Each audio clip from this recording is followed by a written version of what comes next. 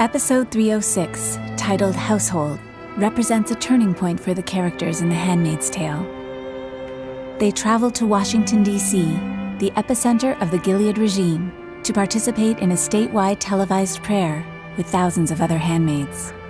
The Washington Monument has changed from an obelisk to a cross. The statue of Lincoln in the Lincoln Memorial has been decimated, leaving a decapitated figure in the marble halls. The creative brief on Lincoln was that it had been damaged in a battle, but also that revolutionaries had taken jackhammers and chisels to the statue in order to mutilate the iconic monument. Artists created concepts with various levels of destruction. Once approved, modelers went about creating, then destroying Lincoln. The detail of the model needed to hold up for close-up cutaways, so time was spent on the shading to ensure it matched the real Lincoln marble. Shooting in Lincoln Memorial is not without its challenges. Being a national park, production couldn't own the space, which meant that every shot often had looky-loos with cell phones and cameras who needed to be meticulously painted out.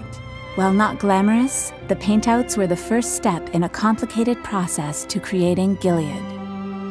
Production were able to get about 100 handmaids in costume.